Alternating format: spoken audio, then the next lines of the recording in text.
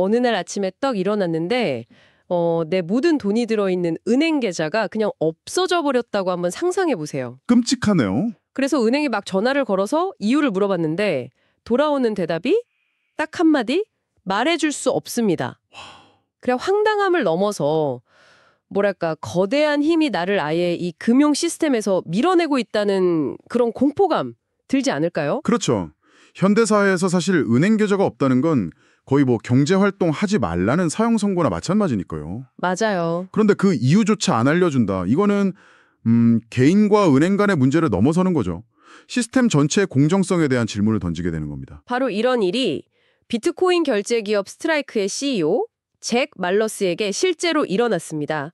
그것도 미국 최대 은행인 JP 모건한테요. 네. 처음에는 그냥 한 개인의 불운한 사건처럼 보였는데 지금 암호화폐 커뮤니티 전체가 아주 들끓고 있습니다. 이게 정말 한 사람의 계좌 문제일까요? 아니면 업계 전체를 겨냥한 어떤 보이지 않는 압력의 신호탄일까요? 시장은 이걸 명백한 신호로 보고 있는 것 같아요. 그런가요? 네, 그래서 오늘 우리가 이 문제를 좀 깊이 들여다봐야 하는 거고요. 이른바 디뱅킹 논란, 그리고 그 뒤에 어렁거리는 오퍼레이션 초크포인트 2.0이라는 거대한 그림자, 그 실체를 한번 파헤쳐보겠습니다. 좋습니다. 그럼 사건의 시작부터 한번 보죠. 잭 말러스가 자기 X 계정에 글을 올리면서 시작됐죠? 네, 맞습니다. 폭로였죠. JP모건이 아무런 사전 경고도 없이 자기 개인 계좌를 폐쇄해버렸다는. 보통 이런 일이 있나요? 하다못해 신용카드 한도 조정할 때도 문자는 오는데 말이에요. 일반적인 절차랑은 거리가 멀죠. 보통 은행이 고객과의 관계를 끝낼 때는 정말 심각한 자금 세탁 혐의 같은 게 아닌 이상 충분한 시간을 주고 계좌 정리하라고 통보하거든요. 그렇죠. 근데 이번 경우는 그런 과정이 그냥 완전히 생각됐다는 점에서 처음부터 좀 이례적이었습니다. 더 기가 막힌 건 그 다음에 받은 편지 내용이에요. 그가 직접 공개를 했는데 읽어보면 정말 오싹할 정도예요. 네, 저도 봤습니다. 규제 준수와 금융 시스템의 보완을 위해 이 조치를 취합니다. 이렇게 적혀 있었다고요. 아니 어떤 규정을 위반했는지 무슨 보안 문제가 있었는지를 알려줘야 뭘 하든 할 텐데요. 바로 그 지점이 핵심이거든요. JP모건이 내세운 공식 사유는 우려스러운 활동, 그러니까 concerning activity가 감지됐다는 건데 네. 그게 뭔지는 끝까지 설명을 안 했어요. 이 불투명함, 이게 바로 단순한 행정 처리가 아니라 어떤 의도적인 메시지를 담은 조치일 수 있다는 의심을 불러일으키는 거죠. 우리는 이유를 댈 필요도 없이 당신을 배제할 수 있다.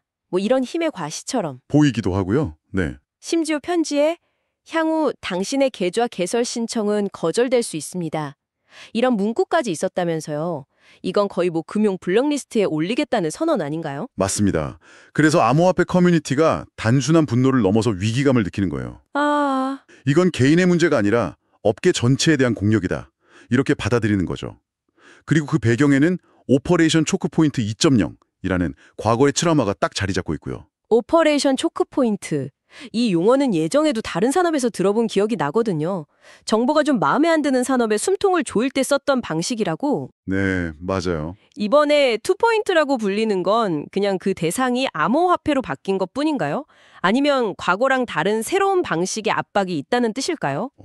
좋은 질문입니다. 본질은 같은데 방식이 더 교묘해졌다고 볼 수 있습니다. 교묘해졌다? 네, 오리지널 오퍼레이션 초크포인트는 오바마 행정부 시절이었는데요. 법무부가 은행들을 압박해서 총기 판매상이나 급여담보대출업 같은 합법적이긴 한데 논란이 있는 산업들의 금융 접근을 막아버렸던 사건을 말합니다. 말 그대로 금융의 숨통, 즉 초크포인트를 조여서 특정 산업을 고사시키는 전략이었죠. 합법적인 사업인데도 은행 서비스를 못 쓰게 만든다. 이건 좀 시장경제 원칙에도 어긋나는 것 같은데요? 그렇죠. 그래서 당시에도 엄청난 비판을 받았고요. 그런데 이 악몽이 투포인트라는 이름으로 암호화폐 업계에 재현된 게 바로 바이든 행정부 시절인 2021년에서 2024년 사이였어요. 비교적 최근이네요. 네, 그때 수많은 암호화폐 기업들이랑 경영진들이 은행에서 계좌 개설을 거부당하거나 이유도 없이 거래가 지연되거나 심지어 말러스처럼 갑자기 계좌가 닫히는 일을 겪었죠. 공식적인 명령은 없었는데도요? 네, 공식적인 건 없었지만 규제 당국이 은행 감독 과정에서 비공식적인 압력을 행사하는 거 아니냐 이런 의심이 팽배했습니다. 그러니까 이번 JP모건의 조치가 아직도 안 끝났구나. 정부 기조가 바뀐 줄 알았는데 물밑에서는 여전히 암호화폐를 옥죄고 있나 하는 근본적인 의심을 다시 불러일으킨 거군요. 정확합니다. 특히 잭 말러스는 비트코인 업계에서 굉장히 상징적인 인물이잖아요. 그렇죠. 라이트닝 네트워크. 스트라이크라는 기업을 넘어서는 거죠. 비트코인 생태계 자체에 대한 경고로 읽힐 수밖에 없습니다. 잠깐만요. 그러면 상황이 진짜 이상해지는데요. 지금 트럼프 정부는 디뱅킹은 불법이다 라고 공식적으로 선언하지 않았나요? 맞습니다. 제가 기억하기로는 2025년 8월에 암호화폐 기업에 대한 차별적인 계좌 거부를 금지하는 행정명령에 서명한 걸로 아는데 이거 아마 청취자분들도 듣고 혼란스러우실 것 같아요. 어떻게 이런 일이 가능하죠? 바로 그 점이 이 사건을 거의 미스테리로 만드는 부분입니다.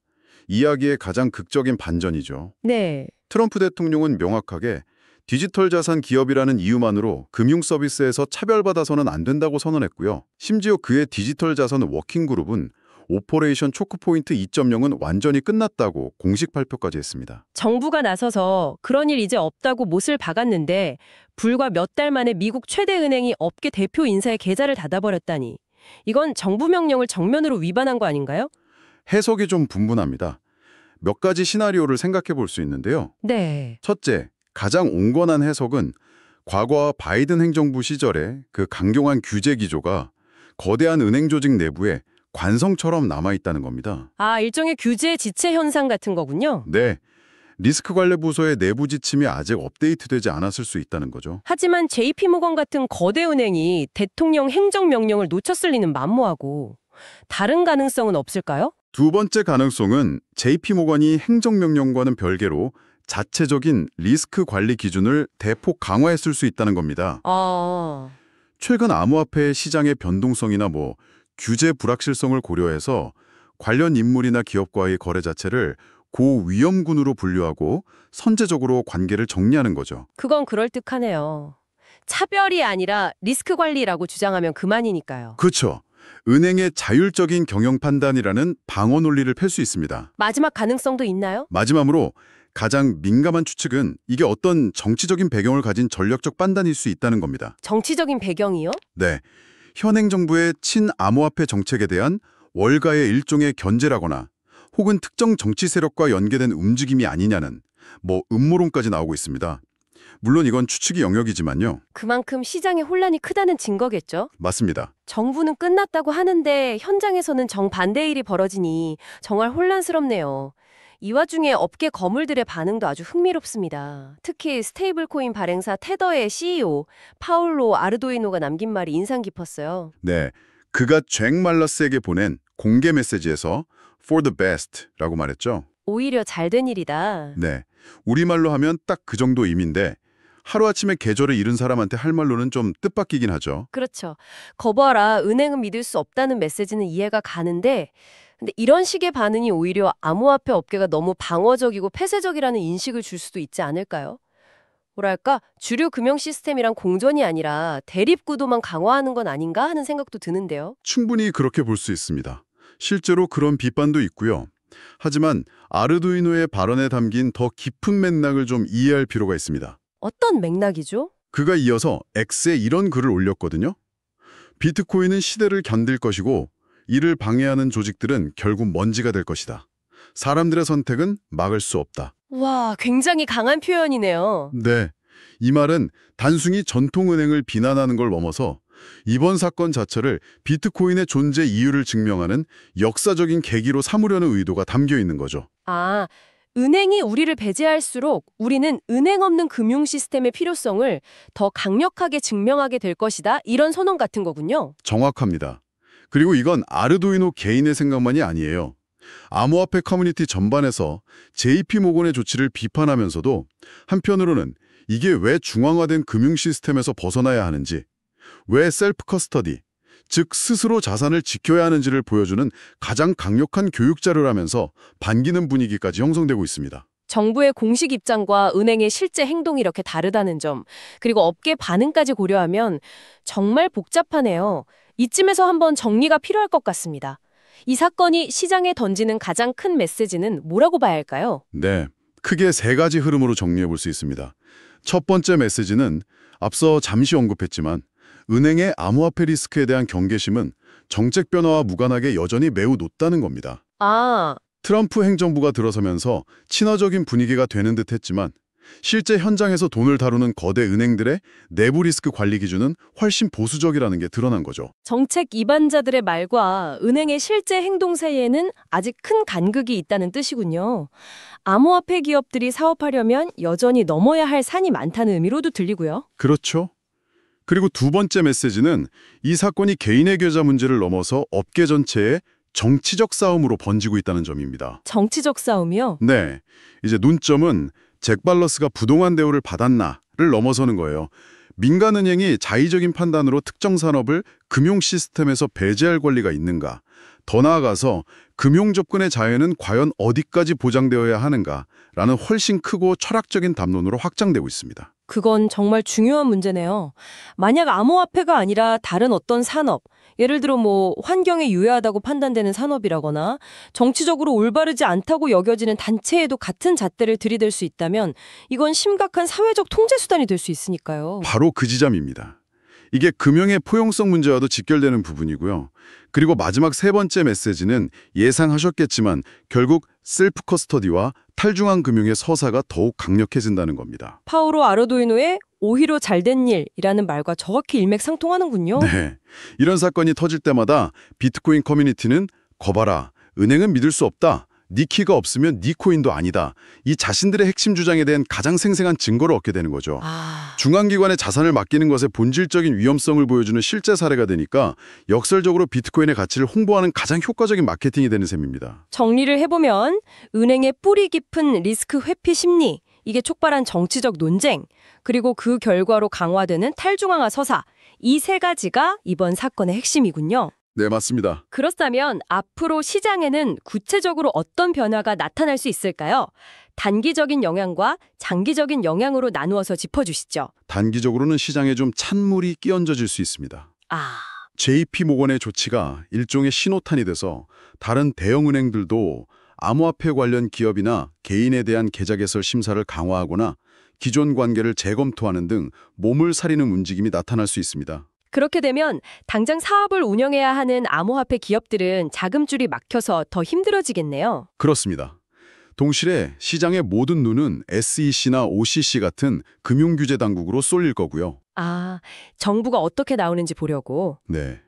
트럼프 행정부의 디뱅킹 금지 명령을 실제로 집행할 의지가 있는지, 아니면 은행의 자율적인 리스크 관리라는 주장을 용인할 것인지, 당국의 다음 행보에 따라 시장 분위기가 크게 달라질 수 있습니다. 그럼 장기적으로는 어떤 영향이 있을까요? 여기서 역설적인 부분이 나타난다고 하셨죠? 네, 바로 그 점이 이 이야기의 가장 흥미로운 부분입니다. 장기적으로 볼 때 이런 디뱅킹에 대한 공포는 오히려 비트코인에게는 거대한 순풍이 될 수 있습니다. 순풍이요? 네, 전통은행 시스템이 가진 자의적이고 불투명한 리스크, 즉 중앙화 리스크가 부각될수록 그에 대한 완벽한 대안으로 설계된 비트코인의 가치 제한은 더욱 빛을 발하기 때문입니다. 은행을 믿지 못하겠다는 사람이 늘어날수록 은행이 필요 없는 금융 시스템인 비트코인을 찾는 사람이 늘어날 수 있다. 이런 논리군요. 정확합니다. 은행이 당신을 버릴 수 있지만 비트코인은 그럴 수 없다.